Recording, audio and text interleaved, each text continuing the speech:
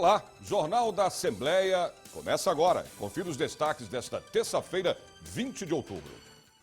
Audiências públicas pelo Estado debate o Plano Estadual de Educação. Projeto de lei de autoria do Executivo Federal propõe a criação do Registro Civil Nacional. Solenidade faz homenagem aos 140 anos de fundação do IASP, Instituto dos Advogados de São Paulo, a partir de agora no Jornal da Assembleia. A Comissão de Educação e Cultura realiza uma série de audiências públicas pelo Estado para debater o Plano Estadual de Educação. A primeira foi na cidade de Sorocaba. O Plano Estadual de Educação, apresentado pelo governo, deve ser discutido em 6 audiências públicas antes da votação final em plenário. Acho que agora é o momento de nós ouvirmos vereadores, prefeitos, lideranças dos docentes, dos trabalhadores de escola, dos alunos, para sabermos se essas metas que estão sendo propostas são compatíveis e adequadas à realidade de São Paulo. O deputado Carlos Gianazzi, do PSOL, quer propor emenda com as sugestões das audiências para o projeto de lei 1083 de 2015 do governo, que deve ser votado antes de outros 2 projetos substitutivos apresentados pela oposição, já que a proposta do Executivo tramita em regime de urgência. Temos que mudar esse plano, nós temos que introduzir as reivindicações que foram apresentadas em 2 outros planos que nós apresentamos de educação. Porque esse plano, do jeito que foi apresentado e elaborado pelos tecnocratas, pelos burocratas do governo, não representa a melhoria da educação pública de qualidade. O Plano Estadual de Educação de autoria do Executivo estabelece, além de diretrizes, 23 metas a serem cumpridas nos próximos 10 anos pela Rede Estadual de Ensino de São Paulo. Entre elas, oferecer creches a no mínimo 50% para as crianças até 3 anos de idade até o ano de 2023. Para atingir as metas na educação, o projeto substitutivo apresentado pelo deputado Raul Marcelo, do PSOL, propõe atingir até 2025 9,5% do PIB, Produto Interno Bruto, em investimentos na educação. A gente está investindo muito pouco em educação aqui. Se pudesse destacar um ponto importante do nosso projeto, é que ele diz claramente de onde, inclusive, vão vir as novas receitas para que a gente possa ampliar os investimentos em educação aqui em São Paulo. Para a Marilena Malvese, que representou a Secretaria Estadual de Educação, não é possível desvincular da Lei de Responsabilidade Fiscal os investimentos no setor. Qualquer que seja o valor que se tenha, os recursos que se tenha, no Estado de São Paulo sempre será respeitado enquanto vigir a Lei de Responsabilidade Fiscal. Isso não quer dizer que, se houver mais recursos, vamos dizer assim, mais nessa cesta, mais recursos, evidentemente, respeitada a lei, virão mais recursos mesmo para a Caixa da Educação. O deputado João Paulo Rilo, do PT, criticou a reorganização das escolas anunciada pelo governo do estado, propondo a ampliação do número de escolas com o mesmo ciclo de ensino e com a transferência de alunos. Ficou provado hoje aqui o constrangimento da Marilena, representante do governo, na mesa da audiência pública, completamente perdida, no que diz respeito ao projeto, dizendo que é boas audiências, que as audiências vão ajudar a aperfeiçoar o plano, como se o governo não estivesse querendo tramitar em regime de urgência o projeto. Ou seja, é uma contradição flagrante hoje aqui da má-fé do governo no que diz respeito à educação. A presidente da Comissão de Educação e Cultura, a deputada Rita Passos, do PSD, reafirmou a necessidade de discussão do plano de educação com a sociedade.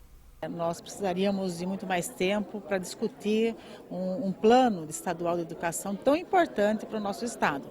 Mas eu acho que foi de grande valia essa iniciativa que nós tivemos, essa conquista que nós tivemos junto ao governo do estado de realizar algumas audiências públicas. Todas se manifestaram, as entidades falaram sobre o que almejam com esse plano estadual. Nós sabemos já há algum tempo quais são as reivindicações deles, mas é importante eles se manifestarem, colocar para fora os seus anseios e nós vamos, com certeza, levar ao governo essas demandas. As próximas audiências públicas que vão debater o Plano Estadual de Educação vão acontecer nas câmaras municipais de Campinas, amanhã, dia 21 de outubro, Araraquara, dia 22, São José do Rio Preto, 23, Santos, no dia 26, e a última será aqui na Assembleia Legislativa de São Paulo, no dia 27 de outubro e deve contar com a presença do secretário estadual de Educação, Hermann Vorwald. A audiência pública da Comissão de Meio Ambiente e Desenvolvimento Sustentável discute a mudança da sede do Centro de Engenharia e Automoção no Instituto Agronômico de Campinas. E a repórter Silvia Garcia está nesse momento ao vivo no auditório, no plenário Teotônio Vilela, auditório Teotônio Vilela, melhor dizendo, aqui da Assembleia, e nos traz mais informações sobre essa audiência pública. Olá, Silvia. Olá, Sérgio. Boa tarde para você, boa tarde para todo mundo. Sabe aquele café da manhã que você gosta de tomar recheado de pãozinho francês, manteiga e um cafezinho fresquinho? Pois é, se você tem este café na sua mesa e outros milhares de brasileiros também têm, deve ao Instituto de Agronômico de Campinas. Essa discussão foi trazida hoje aqui para a Comissão de Meio Ambiente, aqui no auditório Teotônio Vilela, onde está sendo ouvido o coordenador do APTA, que é um instituto que coordena todos esses outros institutos de ciências, o doutor Orlando de Melo Castro. O que acontece? Qual é o problema? Uma crise vem se abalando nos últimos anos, nas últimas décadas, nesse Instituto de Pesquisa de Ciências. Só para você ter uma ideia, 8.500 amostras de insetos foram transferidas lá de Campinas aqui para São Paulo. Nos próximos dias, uma coleção de mais de 56 mil amostras de insetos provenientes da agricultura, que fazem bem ao nosso meio ambiente, também vão ser transferidos e não sabe de onde. Como você disse aí, o CEA, que é o Centro de Engenharia e Automoção desse Instituto Agronômico, também está com data marcada para ser mudado, para mudar de endereço. Hoje ele fica em Jundiaí, mas, pelo que consta, tem data marcada até 2018 para se transferir para Campinas. O problema é que esse centro de engenharia tem um laboratório a céu aberto enorme. É ali que são feitas, por exemplo, as máquinas agrícolas, que vão fomentar a agricultura para trazer alimentos para a gente aqui entre o estado de São Paulo e o resto do Brasil. Mais uma curiosidade, esse instituto foi fundado em 1887 por Dom Pedro II. E se o Brasil tem 70% de alimentos na mesa, esses 70% de alimentos vem daqui, do estado de São Paulo, e através dessas pesquisas de ciências do Instituto. A situação não é boa, ela tende a piorar, e essa audiência pública está aqui para discutir e entender melhor o que o governo do estado pode fazer para repassar recursos e que mais ninguém seja demitido. Até ano passado, o Instituto acumulava 2.000 funcionários e 300 cientistas. Hoje, esse número reduziu pela metade. Só cientistas são 158. Só para você ter uma ideia, mais uma curiosidade só, Sérgio, que eu já te devolvo para aí. Sabe aquele morango de Atibaia que todo mundo adora comer? Pois é. Há 20 anos ele não é mais de Atibaia, ele é da Califórnia, porque este instituto que deveria fazer pesquisa para melhorar o morango, deixar mais doce, mais resistente, não tem dinheiro para fazer. Volto com você, Sérgio. Tomara, né, Silvia, que dê tudo certo nessa audiência pública, que corra tudo bem. Silvia Garcia, ao vivo do auditório Teotônio Vilela, do Jornal da Assembleia. E agora, vamos à previsão do tempo para amanhã, quarta-feira, em São Paulo. Sol entre nuvens, a máxima prevista é de 31 graus. Campinas, a quarta-feira, vai ser de tempo bom com sol também entre nuvens. A máxima fica nos 31 graus. São José dos Campos, tempo bom, máxima de 32 graus. Sorocaba, tempo bom com sol entre nuvens. A máxima fica nos 31 graus. Ribeirão Preto, a quarta-feira, vai ser de sol entre nuvens. Os termômetros chegam até os 33 graus. CPI da Câmara dos Deputados, que investiga maus tratos contra animais, realizou seminário no Legislativo Paulista. Você vai saber disso depois do intervalo.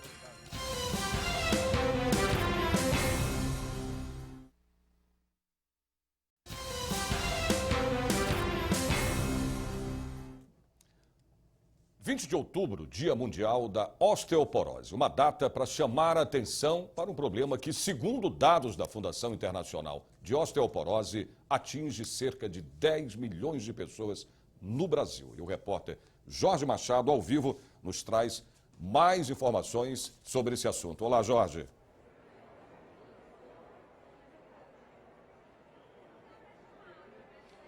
Isso mesmo, Sérgio. São 10 milhões de brasileiros. Segundo números, 2 milhões e 400 mil fraturas por ano, 200 mil mortes. Imagina o custo para a saúde pública brasileira. Mas eu vou conversar com a doutora Marise Lazarete Castro, que é endocrinologista e diretora científica da Abraço. Abraço é a Associação Brasileira de Avaliação Óssea e Osteometabolismo.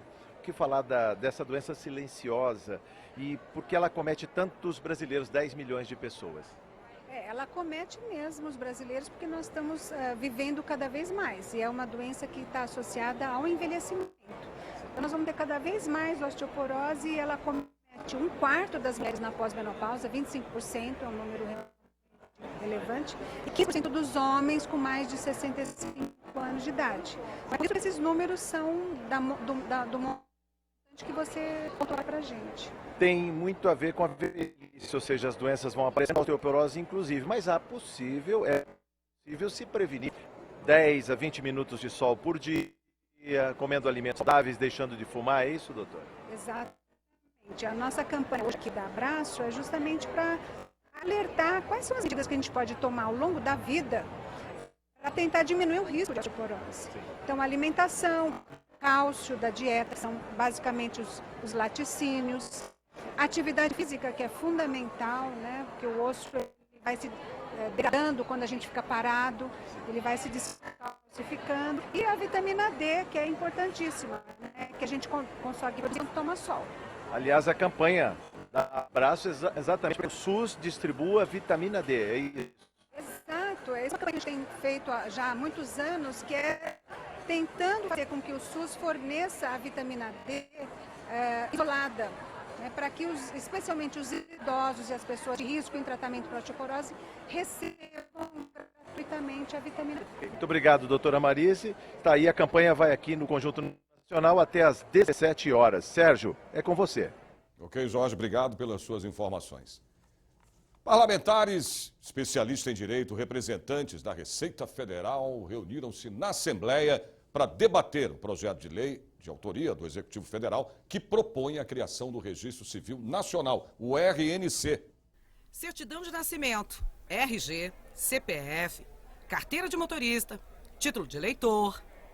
Haja documento de identificação no Brasil. E cada documento é emitido e administrado por um órgão diferente. Segundo o projeto de lei 1775 de 2015 da Câmara Federal, o brasileiro terá todos estes documentos reunidos num só, o RCN, Registro Civil Nacional. Na hora em que nós tivermos o cidadão como aliado, os registros civis brasileiros vão ser mais aproveitados e a malha registral brasileira vai funcionar com mais sintonia. Então o que a gente precisa é da sociedade fazendo junto uma identificação que seja crível, que seja boa para todos. O seminário aberto pelo presidente da Assembleia Legislativa, o deputado Fernando Capês, já passou por vários estados e lotou o auditório Teotônio Vilela. Apesar de ter o apoio, o projeto apresenta alguns parágrafos polêmicos. No próprio projeto fala da vedação da cessão e comercialização dessas informações. Mas é um jeito de você, de um outro modo, por outros convênios a título gratuito, ceder as informações para esses grandes empresas de crédito, Serasa, ou outras empresas, bancos, que usem mesma informação para obter informações e receitas com isso. Nós sabemos que hoje informação é dinheiro. O projeto 1775 de 2015 ainda deve passar por outras comissões na Câmara Federal até ser aprovado. Eu acredito que a gente vai construir o consenso e nós vamos ter um projeto que vai facilitar a vida no Brasil, se Deus quiser. Deputados estaduais, federais e representantes de trabalhadores participaram de uma audiência pública para se posicionar contra a venda de 2 usinas hidrelétricas paulistas. Bom, elas fazem parte de um grupo de 27 usinas de todo o país que vão ser leiloadas em novembro pelo governo federal para aumentar a arrecadação. Participaram da audiência pública deputados estaduais, federais e o presidente da Assembleia Legislativa de São Paulo, o deputado Fernando Capês. Todos preocupados com o futuro das usinas hidrelétricas de Ilha Solteira e Jupiá. Atualmente, elas são administradas pela CESP, a Companhia Energética de São Paulo. Já estivemos com o ministro das Minas e Energias, consegui agendar consegui uma audiência com ele, onde nós colocamos todas essas questões. O edital está na praça para 6 de novembro, mas não consta a questão da sede, porque esse assunto virou agora um problema a ser resolvido. O emprego de cerca de 450 trabalhadores dessas usinas ainda é incerto. Nós procuramos o governo federal, a ANEL, que são os órgãos que estão vendendo essas 2 unidades, porque venceu o leilão e vai acontecer no dia 6. E, infelizmente, nem a nível de Estado, e nem a nível de empresa, e nem a nível do governo federal, a gente buscou todas essas instâncias, todos esses espaços para a gente tentar ter uma tranquilidade, pelo menos, por um prazo, nem que se fosse por um prazo, para essas pessoas que estão hoje prestando serviço lá, mais de 30 anos inclusive, para saber o que vai acontecer com a vida deles após o leilão. Porque nós não sabemos quem irá comprar essa empresa, se é um chinês, se é um americano, se é um brasileiro. Além disso, com o leilão, as usinas vão ter o domicílio trocado do estado de São Paulo para o Mato Grosso do Sul. E as cidades de Ilha Solteira e Castilho perderão as receitas do ICMS. Em 2014, só a Ilha Solteira arrecadou 44 milhões de reais com o imposto. Praticamente 70% da arrecadação do município vem do ICMS da usina de Ilha Solteira. Então, se essa questão fiscal passar para o Mato Grosso do Sul, praticamente a gente perde toda essa renda. A gente perde mais de 50% da arrecadação total. Então você inviabiliza todo o serviço, educação, saúde, praticamente tem que fechar as portas da prefeitura, né? Da audiência pública vai sair um documento que será encaminhado ao governador de São Paulo. Esse tipo de exigência do governo federal é um absurdo, né?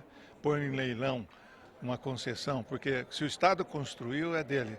A União deverá indenizar o Estado muito. E não tem esse dinheiro para pagar, coisa de bilhões. Então nós estamos lutando para anular esse tipo de leilão, esse tipo de coisa e deixar que as hidrelétricas continuem operando pela CESP na mão do governo do Estado com os mesmos funcionários. Essa é a nossa luta. Essa é uma luta de todos. O Luiz Fernando teve a iniciativa brilhante, procurado pelas lideranças das cidades, para que fizéssemos essa audiência pública. O presidente Capês acolheu e estamos aqui nesse momento de debater e de propor encaminhamentos e de formar um eco de luta e de defesa do interesse de São Paulo, de Castilho e de Ilha Solteira. Itamar tem dito que essa não é uma briga partidária, essa é uma briga de São Paulo e ele foi a pessoa que reuniu todos aqui e, se Deus quiser, nessa pressão nós vamos mudar esse quadro. Estamos aqui para acompanhar a discussão, Itamar, verificar aquilo que pode ser feito para contribuir e para colaborar. E eu quero parabenizar os nossos deputados por estarem tomando essa atitude de liderança corajosa, marcando posição. Mais previsão do tempo para amanhã em outras cidades do interior e também no litoral do estado. Em Santos, tempo bom. Sol entre nuvens, a máxima fica nos 31 graus. São José do Rio Preto, a quarta-feira vai ser de tempo bom e ensolarado, a máxima chega aos 33. Em Mogi das Cruzes, tempo com sol entre nuvens, a máxima fica nos 30 graus. Piracicaba, a quarta-feira vai ser de tempo bom, os termômetros marcam até 31 graus. O Parlamento Paulista faz homenagem aos 140 anos de fundação do Instituto dos Advogados de São Paulo. Detalhes você tem depois do intervalo.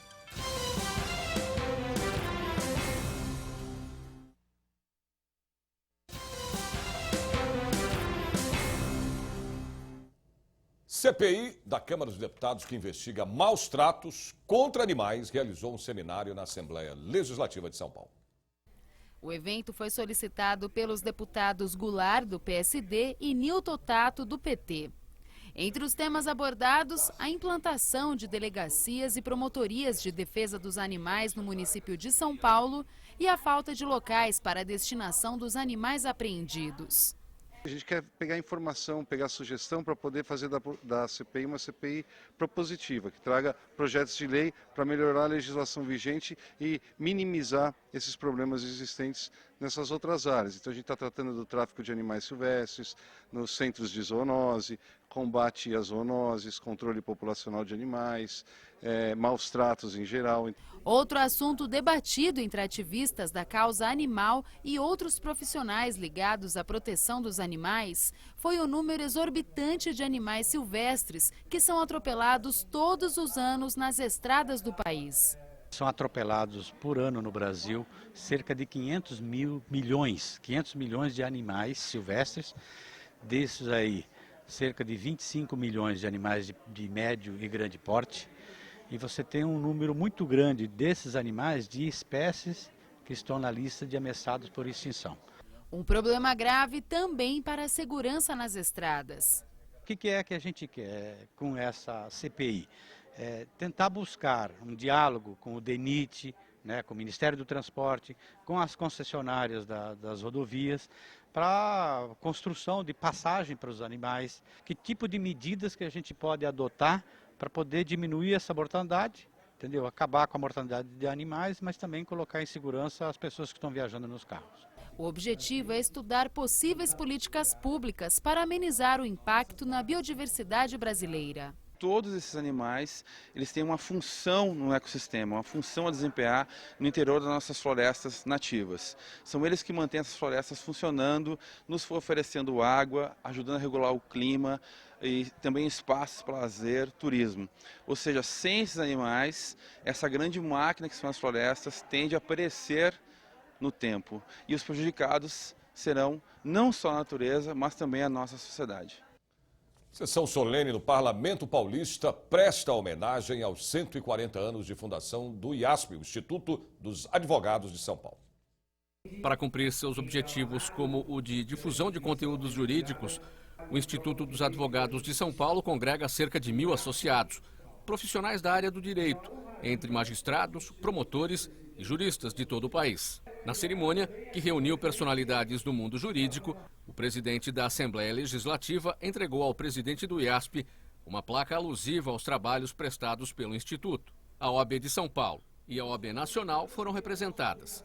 A mais importante Assembleia do país traz a oportunidade de reunir os operários, os operadores do direito em volta do Instituto dos Advogados. Esse instituto com mais de 140 anos, que tantas lições nos trouxe e nos traz. O jurista Ives Gandra Martins, em sua fala, referiu-se ao IASP como a casa dos grandes debates nacionais. Eu considero de extrema importância, principalmente porque nós temos hoje na presidência da Assembleia Legislativa um operador de direito.